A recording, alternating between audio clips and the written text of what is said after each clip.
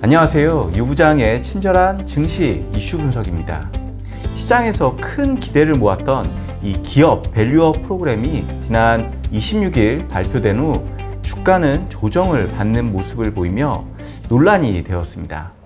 관련 내용과 관련 종목들의 향후 전망에 대해 좀 더 자세히 말씀드리겠습니다. 지난 26일 기업 밸류업 프로그램 발표 이후 희망과 기대보다는 세부안에 대한 실망스러운 반응이 좀 큰 모습이었습니다. 프로그램 발표 이전에 수혜주들의 주가가 워낙 강하게 상승하면서 세론에 대한 우려가 커진 부분도 있지만 기업 밸류업 프로그램을 살펴보면 배당 소득세율 등 이 세제 개편과 상법 개정 논의가 포함되지 않은 부분, 그리고 자사주 소각 관련한 법인세 혜택과 이 배당 소득 분리과세 등 이 세제 혜택과 같은 강제성 있고 구체적인 조치를 시장 투자자들은 기대를 했지만 이런 내용이 반영되지는 않았습니다. 또한 자율 공표 형식으로 자발적인 참여와 이 시행 시점이 하반기라는 점은 뭔가 강력한 한방이 부족했기 때문에 실망 매물이 출회됐다고 판단됩니다. 하지만 지금 당장 강제 사항을 적극적으로 반영하기도 좀 어려웠을 것으로 이해는 됩니다.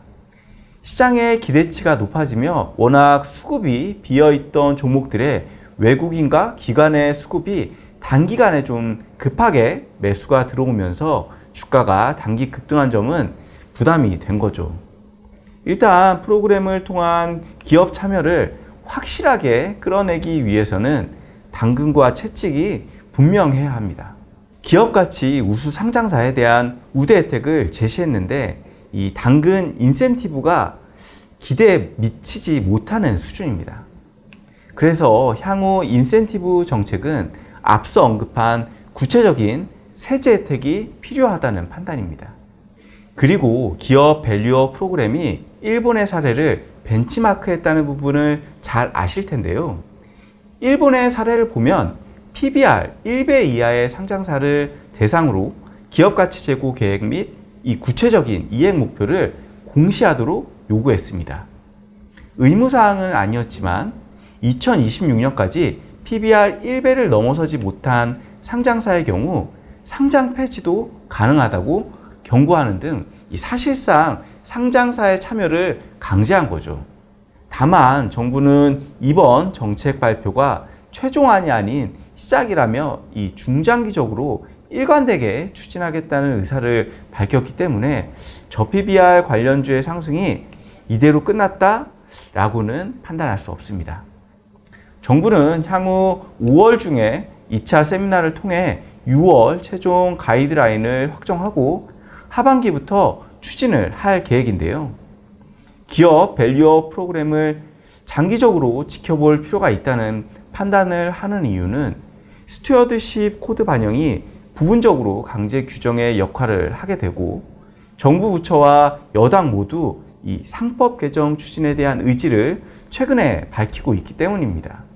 특히 기재부 장관은 코리아 디스카운트라는 말이 없어질 때까지 정책을 지속하겠다고 발언을 하면서 세제 개편 등은 여전히 논의 대상이라고 언급했습니다. 일본도 밸류업 프로그램을 1년 이상 진행하면서 오랜 기간 지속된 정책의 방향성에 기업이 호응하며 정착했기 때문에 국내에서도 이 중장기적으로 지켜봐야 합니다. 향후 주목해야 할 부분을 좀 더 자세히 말씀드리면 9월 내에 기업가치 우수기업을 중심으로 코리아 밸류업 지수를 개발하고 이를 벤치마크하는 ETF를 출시할 계획인데요. 일본의 JPX 프라임 150 지수 구성 기준을 참고하고 PBR과 ROE 등을 고려해 이 기업 가치가 현재 기준에 부합하는 기업과 향후 기업 가치가 올라갈 것으로 기대되는 기업들을 포함해 구성할 것으로 예상이 됩니다. 아직 몇 종목으로 구성될지는 정해지지 않았는데 이 지수에 포함되지 못한 기업에 자극을 줘서 기업 가치 제고를 적극적으로 유도할 계획입니다. 일본의 사례를 보면 시장에서 시총 1위 기업인 도요타가 기준을 충족하지 못해 이 JPX 프라임 150 지수에 편입되지 못했는데 이후에 지난해 11월 도요타는 자사주 매입 계획을 발표하였고 주가는 여러 요인들로 인해 상승세를 지속하는 모습을 보이고 있습니다. 따라서 향후 이 코리아 밸류업 지수 개발과 ETF 출시 시기는 꼭 주목해야 할 필요가 있습니다. 또한 최근 이복현 금융감독원장이 기업 밸류업 프로그램 관련해서 상장 기업에 대해 일정 기준 미달하는 기업에 대해서는 퇴출이 적극적으로 일어날 수 있도록 해야 한다고 재차 강조하면서 상법 개정 필요성도 언급을 했습니다.